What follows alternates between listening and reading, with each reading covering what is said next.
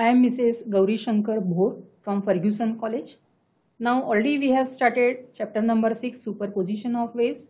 Now today in this chapter we are going to study verification of second law of a vibrating string by using sonometer, third law of vibrating string by using sonometer, bits, analytical method to determine bit frequency, different applications of bits, and some numericals. Now let us go to PPT. Now the second law of a vibrating string is law of tension. Law of tension is the fundamental frequency of vibrations of a string is directly proportional to the square root of tension if vibrating length and mass per unit length are constant. Mathematically it is written as this n directly proportional to square root of t if L, that is the vibrating length, and small m, that is the linear density, are kept constant. Now to verify second law, that is the law of tension, by using sonometer, here different tensions are applied. We are going to apply to the string. Then length of the wire is made to vibrate in a such a way that it is in unison with the tuning fork of different frequencies. If tensions are applied T1, T2, T3, T4, etc. correspond to frequencies N1, N2, N3. Now the ratio N1 upon square root of T1 is equal to N2 upon square root of T2 is equal to N3 upon square root of T3 is equal to constant. Or in general we can write N upon square root of T is equal to constant. Then therefore this N, that is fundamental frequency, is directly proportional to square root of T if length, vibrating length, and linear density are kept constant. This is how second law, that is the law of tension of a vibrating string, is verified by using sonometer. Now third law of vibrating string is law of linear density. Law of linear density is the fundamental frequency of vibrations of a string is inversely proportional to the square root of mass per unit length, that is the linear density, if the tension and the vibrating length of the string are constant. Mathematically it can be written as N is inversely proportional to square root of m if T, tension, and length are constant. Now to verify third law, that is the law of linear density, by using sonometer, here two different wires or having different linear densities M1 and M2 are used. Now the first wire is subjected to suitable constant tension and vibrating length is made to vibrate in unison with the given tuning fork. Then in this case vibrating length L1 is noted. Now same tuning fork is used and under same tension second wire, for the second wire vibrating length L2 is noted. Thus by using same tuning fork, frequency of vibration of two wires can be kept constant under same tension. Then it is found that here if square root of M1 is equal to L2 square root of M2 is equal to constant. In general we can write L into square root of M is equal to constant. We know N, that is the fundamental frequency, is inversely proportional to vibrating length. Therefore, we also can write this fundamental frequency is inversely proportional to square root of m, that is the linear density, if tension and length are kept constant. Now, in this case, if r is the radius and rho is the density of material of string, then linear density is equal to mass per unit length, which is equal to volume per unit length into density. Now volume per unit length can be written as pi r square into L upon L into density is rho. So therefore this L, numerator L and denominator L is cut and we can substitute pi r square rho in place of square root of m. So here under square root we can write pi r square into rho. So therefore we also can write this fundamental frequency is inversely proportional to square root of rho and fundamental frequency is also inversely proportional to the radius of the wire. So this is how third law, that is the law of linear density, can also be verified by using sonometer. Now next point is bits. This is very interesting phenomenon based on the principle of superposition of waves. When there is a superposition of two sound waves having same amplitude but slightly different frequencies, traveling in the same direction, the intensity of sound varies periodically with time. This phenomenon is called production of bits. Now the occurrences of maximum intensity are called waxing and those of minimum intensity are called waning. One waxing and successive waning together constitute a bit. The number of bits heard per second is called bit frequency. Now in this animation we can observe there are two sound waves having same amplitude but slightly different frequencies. They are traveling in one direction. Due to their superposition, here we get resultant displacement, resultant wave. In the third figure we can see there the resultant wave we are getting, we can observe.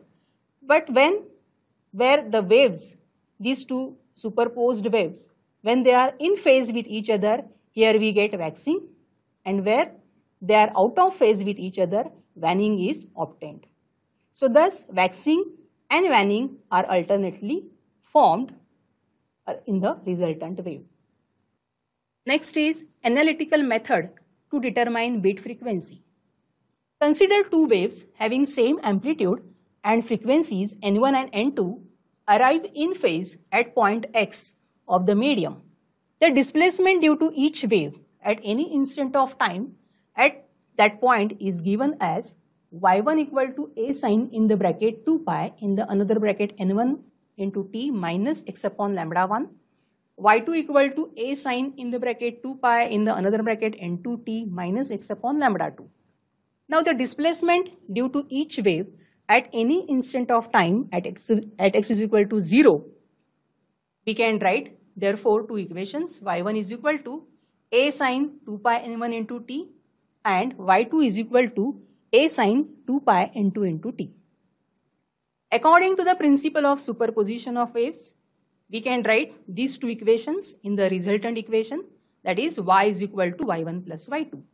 Y1 equation is a sine 2 pi n1 into t plus a sine 2 pi n2 into t. Now solving this equation by using trigonometric formula sin c plus sin d.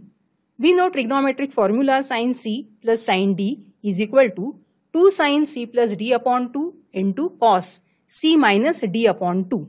So applying this formula to this equation and rearranging terms, we get y is equal to 2a sine 2 pi in the bracket n1 plus n2 upon 2 into t bracket complete into cos in the bracket 2 pi in the another bracket n1 minus n2 upon 2 into t. Now substituting 2a cos in the bracket 2 pi n1 minus n2 upon 2 into t is equal to a, that is the amplitude, and n1 plus n2 upon 2 is equal to n. So substituting amplitude and frequency in the resultant equation, y is equal to a sine 2 pi n into t. In this case, a is the amplitude of the wave and n is the frequency, which is the average or the mean of two arriving waves frequencies. So therefore, resultant equation is y is equal to a sine 2 pi nt.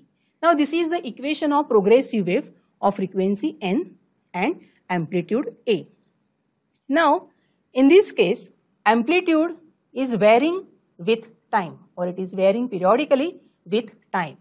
So therefore, here in this case we get waxing and waning. Now we know intensity is directly proportional to the square of amplitudes. Now amplitude if is maximum, then intensity is maximum. So amplitude maximum we get when, if you substitute in this equation, cos values are its extreme values. Now cos extreme values are plus or minus 1. Then we'll get maximum amplitude plus minus 2a. Now cos maximum values we get when cos angles are 0, pi, 2 pi, 3 pi and so on. Now here the waxing occur at t is equal to 0, 1 upon n1 minus n2, 2 upon n1 minus n2, comma 3 upon n1 minus n2 and so on. So the time interval between two successive waxings, that is the periodic time, t is equal to 1 upon n1 minus n2. So the frequency of waxing is equal to 1 upon reciprocal of this periodic time. So this is equal to n1 minus n2. This is the frequency of waxing. Now, if the amplitude is minimum, then intensity is also minimum. So here we get minimum intensity, A is equal to 0. Now substituting in this amplitude equation, we get amplitude 0 when cos values are 0. When will get cos value 0? When cos angles are pi by 2, 3 pi by 2, 5 pi by 2 and so on. So minima occur at t is equal to 1 upon 2 in the bracket n1 minus n2, comma 3 upon 2 in the bracket n1 minus n2, comma 5 upon 2 in the bracket n1 minus n2 and so on. Time interval between two successive minima is also 1 upon n1 minus n2. Now frequency for minima is equal to n1 minus n2, which is the same as frequency of waxing. Thus we can say the waxing and waning are occurring alternately with same frequency. Thus the variation in the loudness of sound that goes up and down is the phenomenon of production of bits. Next point is application of bits. Now the phenomenon of bit can be used to match the frequencies of different musical instruments. This is generally done at different artists. They use this type of method. So they go on tuning until there is no bit frequency is heard. So when bit frequency reduces to 0, then different musical instruments, they are in unison with each other. That is, their frequencies are identical and the effect of playing such musical instruments give us musical or very pleasant sound. So first application is when bit frequency becomes 0, the musical instruments are in unison and pleasant sound is produced.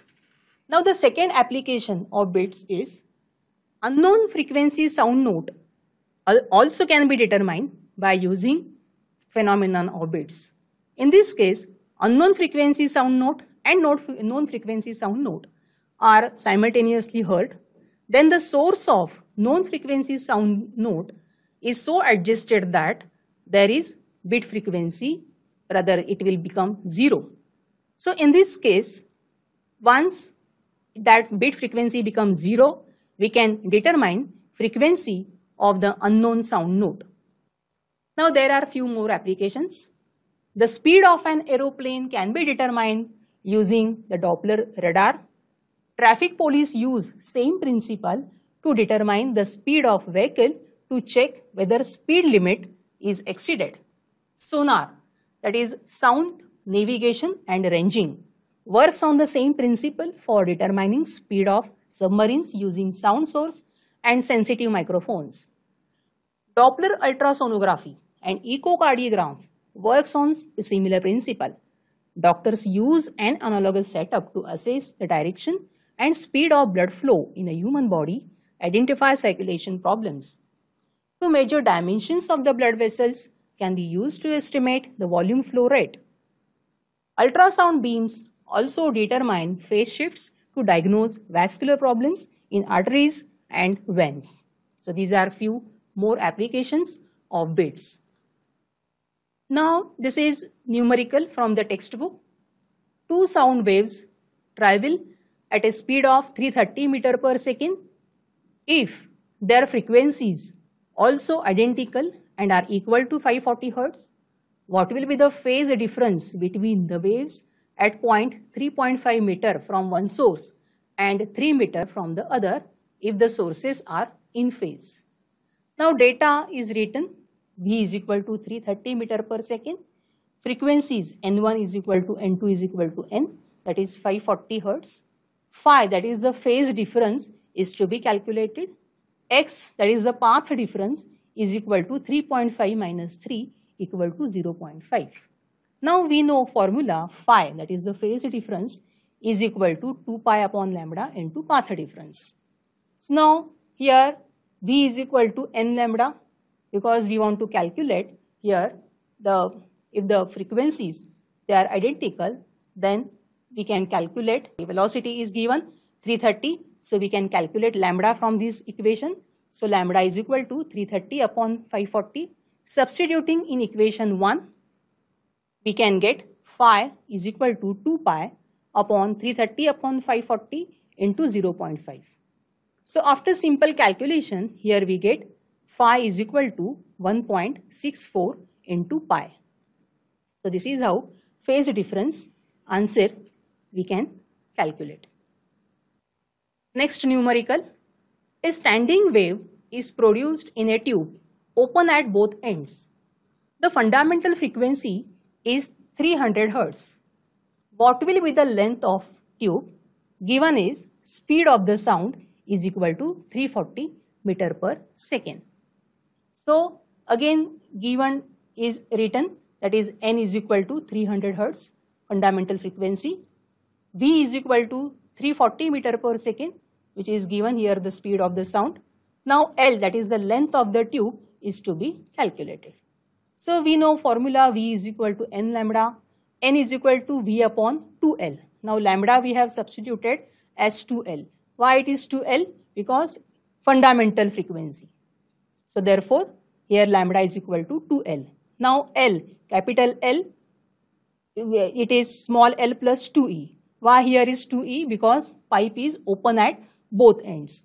Now, so therefore we can write V upon 2L. Now end correction is not given in the numerical, so neglecting end correction, we must write its reason why it is neglected.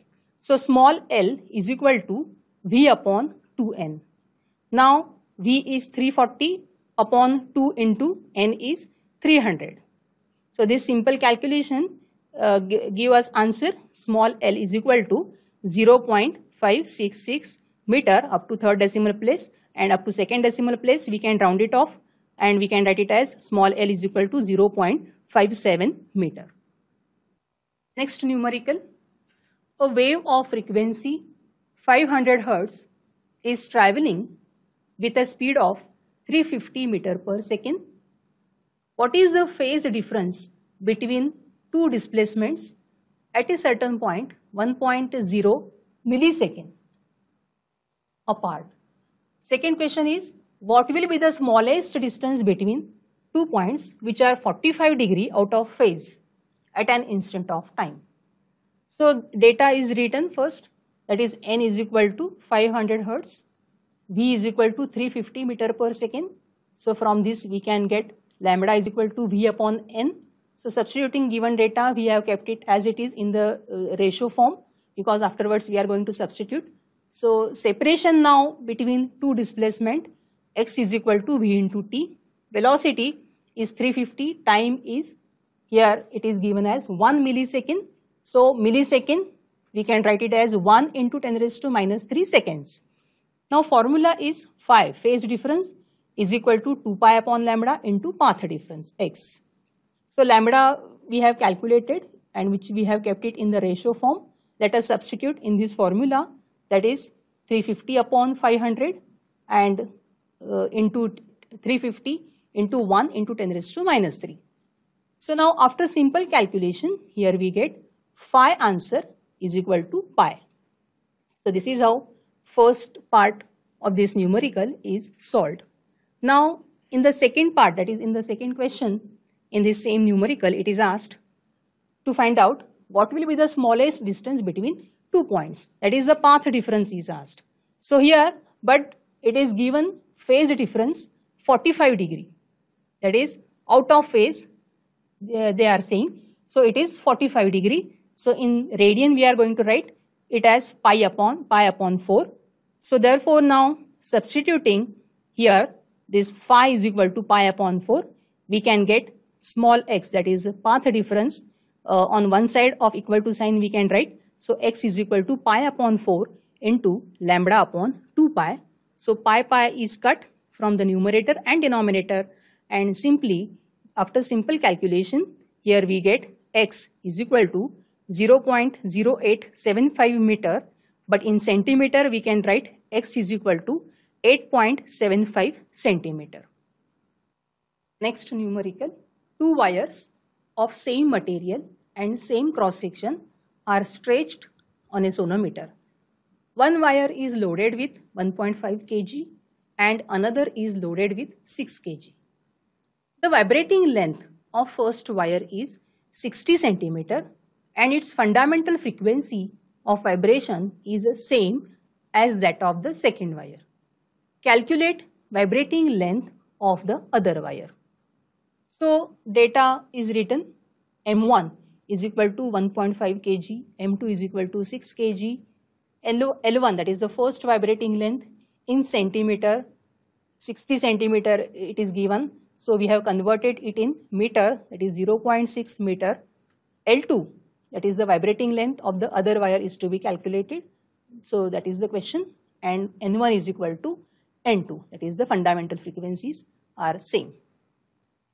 Now formula is N is equal to V upon lambda. V is square root of T upon M, and lambda here it is in fundamental mode, and therefore lambda is equal to 2L. But for first wire we have mentioned it as 2L1, and therefore N1 equal to 1 upon 2L1 into square root of T1 upon M, because first wire is loaded with 1.5 kg mass.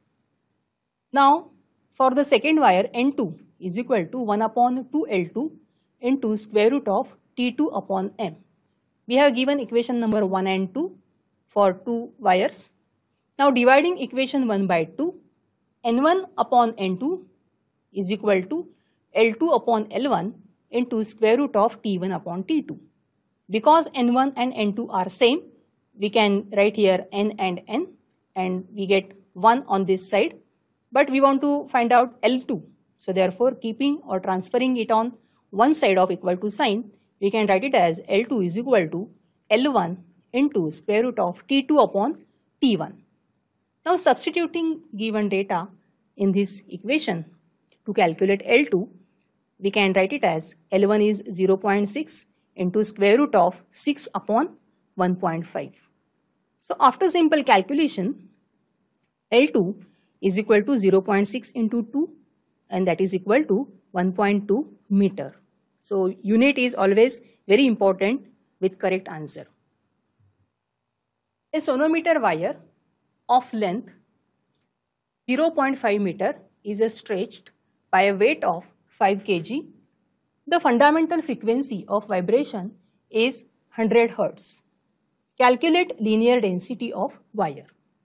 So data is small l, so wire of length 0.5 meter, T is equal to 5 kg. In Newton we have converted, multiplying by 9.8, so T tension is equal to 5 into 9.8 Newton. Frequency N is equal to 100 Hz, and we want to calculate small m, that is the linear density, that is mass per unit length. So that is to be calculated. Formula is N is equal to V upon lambda. We know square root of T upon M upon lambda is 2L, because it is given in fundamental frequency, and therefore it is 2L. Now squaring on both sides to remove this square root, we have squared on both sides, and N square is equal to 1 upon 4L square into T upon M. Now small m we have taken on one side, small m is equal to T upon 4L square N square. Substituting this given data in this formula or in this equation, we can get 5 into 9.8 upon 4 0 point whole square into 100 square. So after simple calculation, small m is equal to 49 into 10 raised to minus 4, which also we can write as 4.9 into 10 raised to minus 3 kg per meter. A sonometer wire is stretched by tension of 40 Newton. It vibrates in unison with a tuning fork of frequency 384 Hz. How many number of bits get produced in 2 seconds if the tension in the wire is decreased by 1.24 Newton? So tension T1 is equal to 40 Newton, frequency N1 is equal to 384 Hz. Now here given is if the tension is decreased by 1.24 Newton, so therefore second tension, so 40 minus 1.24 is equal to 38.76 Newton. Now time t is equal to 2 seconds, bits, that is difference in frequencies, n1 minus n2 is equal to how much? So by second law of a vibrating string, n1 upon square root of t1 is equal to n2 upon square root of t2. Here n1 is substituted, t1 is substituted, then t2 is also substituted. We can calculate here n2, and after simple calculation we get 378 Hz. n1 minus n2 is equal to bits produced. So n1 is 384 and just now answer for n2 is got, that is 378. So difference is in frequencies is a 6 Hz. Now bits produced in 2 seconds and therefore we have multiplied by 2. So therefore 12 bits are produced. A string 1 meter long is fixed at one end. The other end is moved up and down with frequency 15 Hz. Due to this, a stationary wave with 4 loops gets produced on the string. Find the speed of the progressive wave which produces the stationary wave. Hint is given, the moving end is an antinode. So the length of the string small l is equal to 4 complete loops plus 1/2 loop at the end. Now the length of the string is given as 1 meter. Frequency is 15 Hz. Now we want to calculate V. So that is the question. So small l, that is along the length of the string, 4 complete loops are formed plus 1/2 loop. Now the length of one loop is lambda upon 2 and 4 loops are 4 and therefore multiplied by 4 plus length of half loop is lambda upon 4. So therefore, and length of the wire is 1 meter. So therefore here we can get lambda is equal to 4 upon 9. So V is equal to n lambda, frequency is substituted, lambda is 4 upon 9. So for V we get answer 6.666 meter per second. Up to second decimal place we can round it off and we can write 6.67 also. Okay students, in today's lecture we have studied verification of 2 laws of a vibrating string by using sonometer, what is bit, analytical method to determine bit frequency, different applications of bits and different numericals of the textbook. So we have completed this chapter, that is the superposition of waves, in this lecture. Thank you.